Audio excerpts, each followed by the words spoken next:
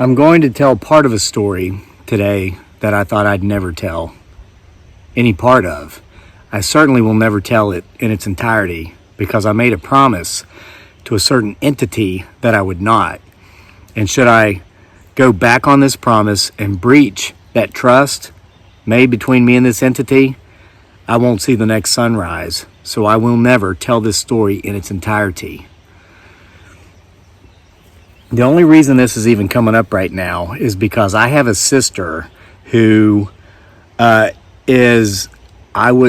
this is not, I'm not trying to fluff any feathers here, I would say is as intelligent as Albert Einstein. The difference is Einstein applied himself differently, and that's not a knock on this particular sister. She is doing very well in the areas in which she is applying herself. But if you were to look at her and look at her status in life and what she does, you would never have any clue about how intelligent this person is. But if you knew her as closely as I do and a few others do, you would understand that there have been few humans put on earth with just a natural intelligence level this high. So when she was here a few nights ago, she called me out on some stuff. We were hanging out. You know, if you've been following the channel, you know that I've been estranged from my entire birth family and my 3 now adult children for more than 10 years. But just within the last few weeks, within the last month, I have connected with all of them. I have not necessarily reconnected with all of them. I have reconnected with about half of them. The other half, well, we have been in contact, and I'll just leave it at that. So this sister and her daughter were here the other night. They came down, spent a couple days with me, spent a night. And after her now adult daughter had fallen asleep on the couch, she looked at me and she goes, "Look, this doesn't add up. I'm not a dumbass. What happened during that 9-month period, and where the letter F were you?" Well, the 9-month period she's referring to is a 9-month period in which the world thought I was dead. And it was, there were a handful of people, such as my sister, who knew it was supposed to appear as if I were dead, and who knew that I might be, but I might not be.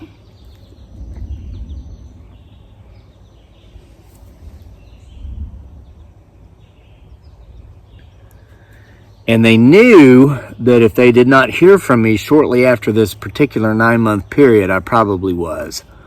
Well, and it was many, many years after this period until this sister and a few other folks heard from me. There was a bit of a, I guess you could call it a business arrangement that I was in the middle of shortly before I left the United States and went to the Philippines for 6 years. I was given 2 options, 2 opportunities. This was with a particular organization, which I will not mention here in this video. One of those options, one of those opportunities was in Somalia, and it dealt with pirates, and it dealt with sniping those pirates. And then there was another option which dealt with, seemed easier, it dealt with the Philippines, and it involved assimilating into the culture, learning the languages, and sitting by and awaiting further directive. Well, I chose letter B because I'd been to the Philippines. You give me a sniper rifle and a bunch of trees in a forest to hide behind, bruh, I'll go anywhere. You put me on a boat twice the size of a canoe and a sniper rifle, I'm probably going to look for a different option. So I went, but I didn't necessarily, to my knowledge, fulfill my duties, because I reached a point in my mindset with my mentality where I pretty much said the hell with it all. I went over here, that place being Iraq, to do this, and I came back, and everything I know about my life before I left is gone. And now you're telling me to potentially, I love that word by the way, get it back, go over here and do this? I have trust issues, especially with a particular organization. And I'll leave it at that. So, where was I for this 9-month period where I was presumed dead? Was I fulfilling the duties? Nope. Of that agreement I made? Nope. I was seeking and searching for the meaning of life, because none of it made sense to me. None of it. None of it. And I felt perhaps, I'd tried so many different avenues, certain religions, certain social belief systems, political parties, church groups, organizations. They all seemed wanting. So I decided I would try. Hey, I was in Asia. Buddhism. And I'm not knocking Buddhism. I'm just simply telling you about my experience. Let me give you my favorite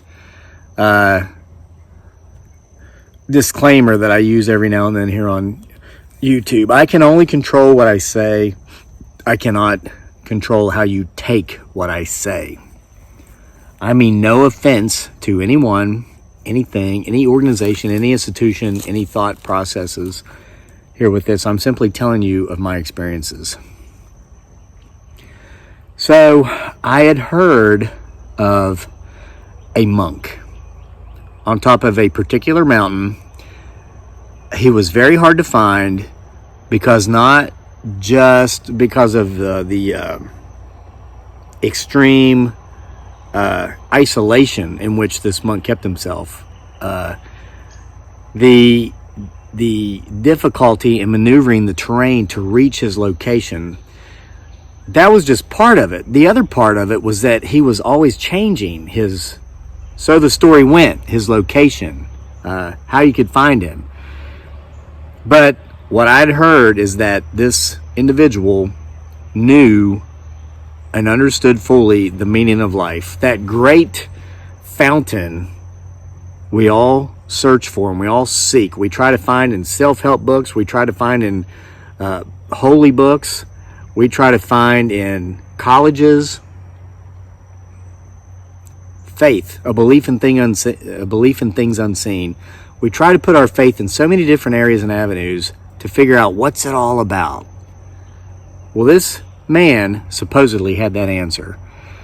So during this period when I was supposed to be dead and could have been, I wasn't out doing certain things that I potentially agreed to do.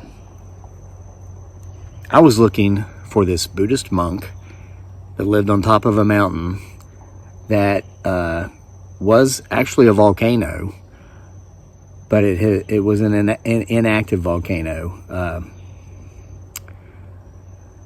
I spent a long period of time alone, traveling through very remote villages. By this time, I had learned the language Visayan, and I was on the island of Mindanao.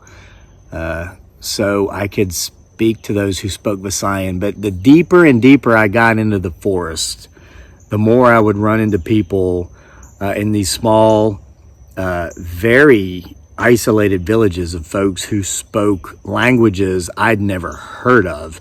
Now, they could speak Visayan, and some of them could speak some English, limited English. But anytime they wanted to have a conversation in which they didn't want me to be a part of that conversation, they would go to their native language, their indigenous language, and I had no clue what they were talking about. So I spent weeks going through these places trying to find this particular individual on top of this mountain. And after I'd been out there for quite a while, I knew I was getting close. I came upon a single house, a single hut.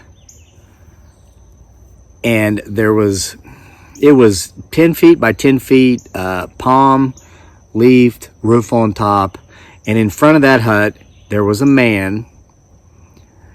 It's hard to place his age because you look at him and he looked youthful in his outward aura, but physically he looked very aged.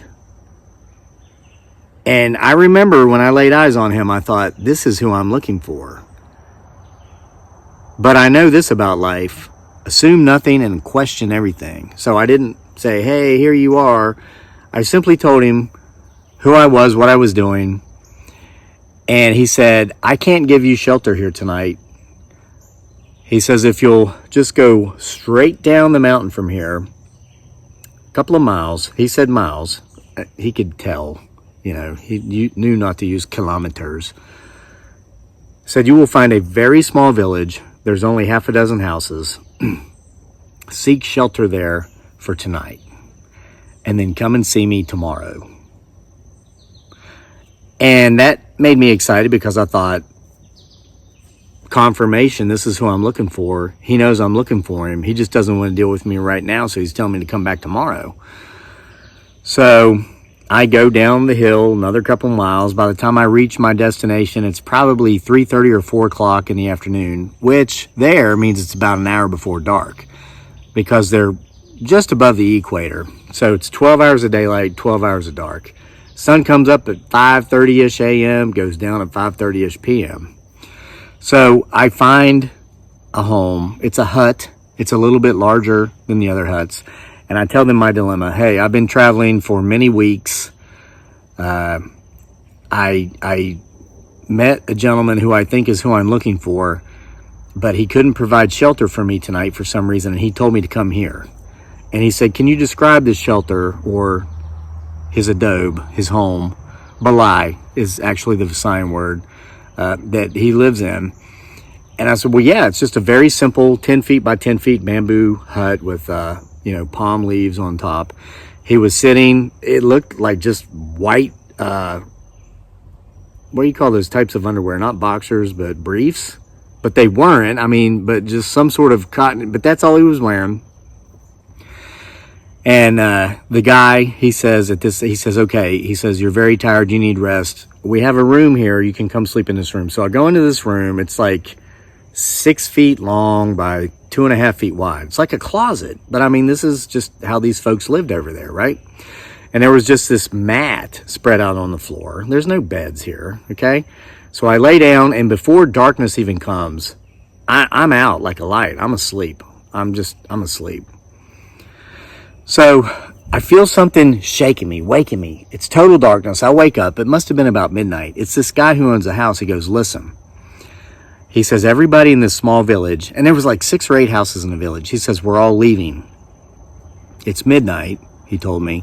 He says, we must leave. We can't spend the entire night here tonight. We have to leave, and we can't come back until sun comes up.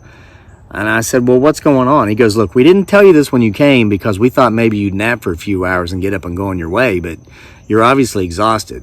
And he said, and these are his words, not mine. He said, you're a foreigner, so I don't expect you to believe this. Now, in the Philippines, and like everywhere else outside of America, if you're not from that country, that's just what they call you, We don't do that here. If I saw somebody here that's visiting from another country, we call them a visitor, which means, hey, you're welcome. You might not be from here, but you're welcome. Over there, they still call you, foreigner, which means you're not from here. You're in a different land that's not yours. And that's just how it goes. But he says, look, I know you're a foreigner, so you probably won't believe this, but here in our small village, we have a certain custom, and that is that when someone dies, we cannot spend that night with them. We can sit with the body until midnight, then we have to leave. We have to get out of here and then come back when the sun comes up. He says, I'm not telling you have to come with us because I understand you are not of this culture,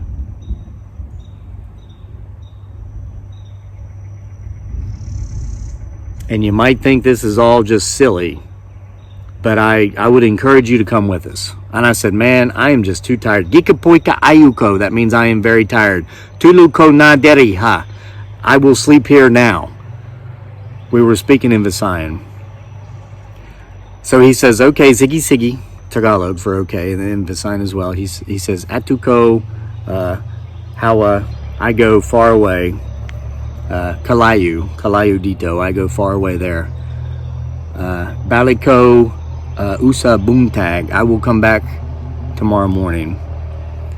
Ugma Buntang, Baliko Ugma Buntang, I will come back tomorrow morning. I said, okay, Siggy, okay. Paalam, take care, bye. He leaves. Just as I start to go to sleep, I hear something in the other room that sounded like somebody sitting up in a chair, maybe moving it or shaking it. And I was like, what is that? I thought I was left alone. So I go into the other room and I see the body that somehow I had overlooked when I came in. I'd been tired. I'd been exhilarated because I'd found the man, I believe, that I was looking for. But I saw the body. And I saw a chair, but no one was in the chair. No one had moved that chair. So I sat in the chair. And the door, it didn't have an actual door that shut on it. It was just an opening. And as I sat there, and there was a very small candle that was almost to the point of being burnt out. So there was very dim light in the room. I saw a shadow. It was just a shadow. It wasn't a shadow shaped like a man. It was a shadow shaped like maybe a mound, or just like if you could envision maybe a person in a cloak, like the sleeping bag monsters we've seen around here occasionally, multiple colored crazy things. And it was completely black. Came into the room, went to the body, leaned forward, and then I heard this sucking sound like, and the entire body of the corpse that was laying in that room was consumed by this shadow. The shadow never grew. It never got, ballooned out like a snake when it swallows its prey. The entire body was simply consumed by this shadow. The shadow turned and this shadow left the house. I got up as if nothing had happened, and I had seen many strange things by this point on this journey. This wasn't even close to being the strangest thing I'd seen on this journey. I walked back into my little broom closet, and I fell asleep, and I slept until the next day when I heard the voices of the people who had left the night before coming back to their village. I woke up. They asked me what I'd seen, and I told them. And no one was surprised. It's as if they knew it was going to happen. It's as if that's just what happened when someone died in their village. And I was basically just, since I hadn't left, I was confirming what they already knew, but they had just simply never seen. So I had breakfast with them. We had boiled green bananas dipped in crushed shrimp and fish guts. I know that sounds disgusting, but it's a delicacy over there. And during those months, that was fine dining for me, and I'll leave it at that.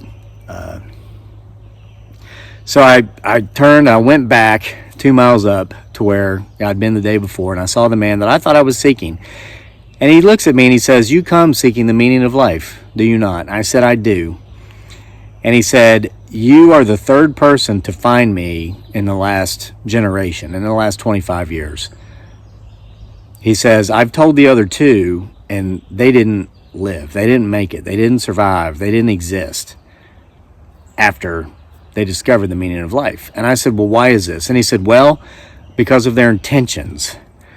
They wanted to take this meaning of life back to the world for profit."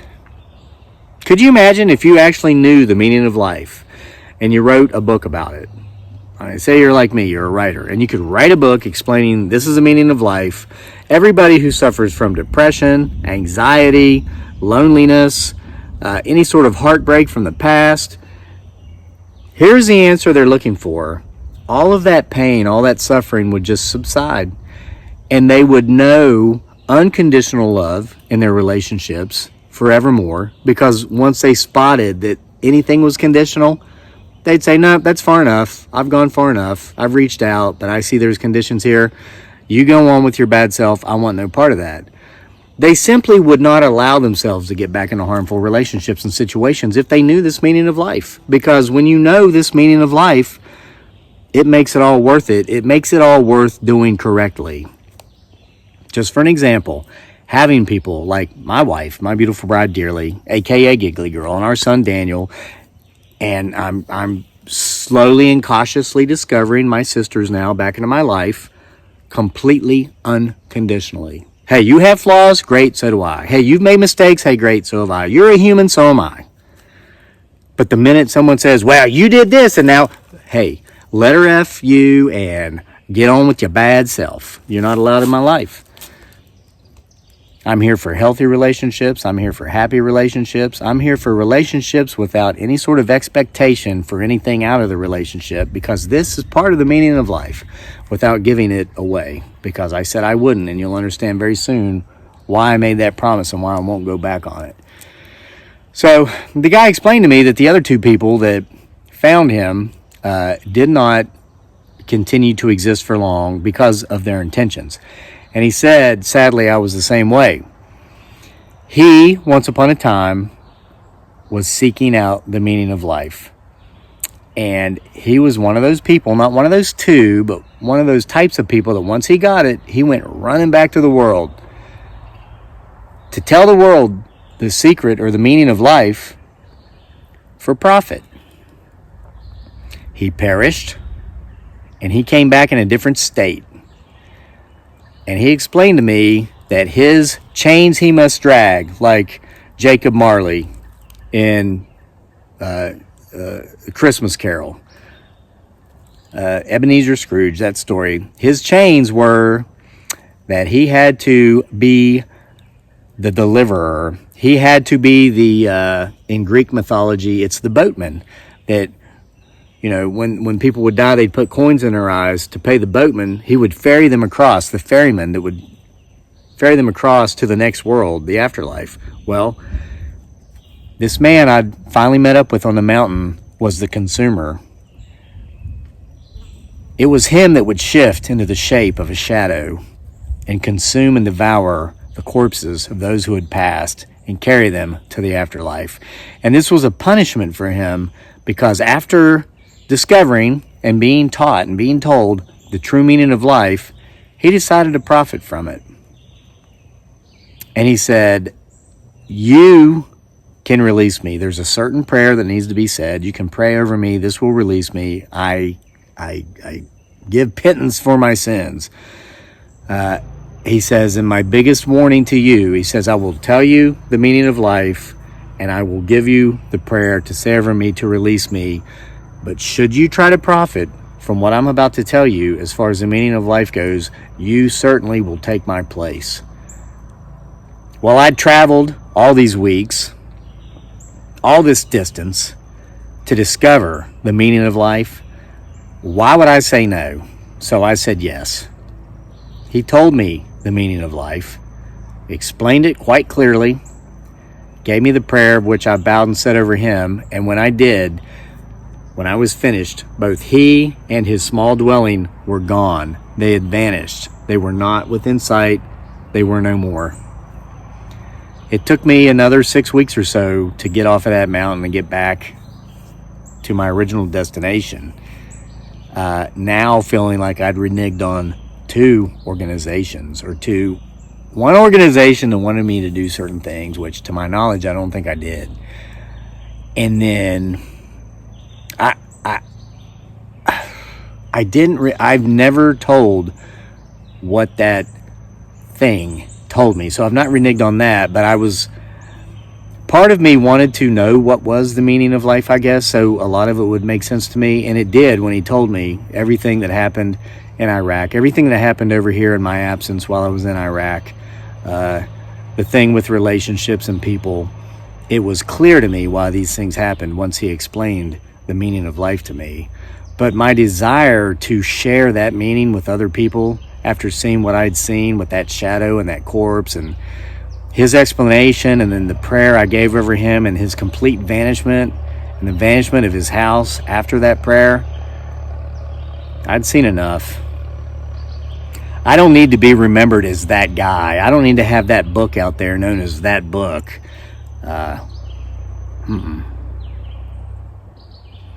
So I explained this to my sister, and she was looking at me like, "You're still not answering my question." And I told her, as I'll tell you now, I never will.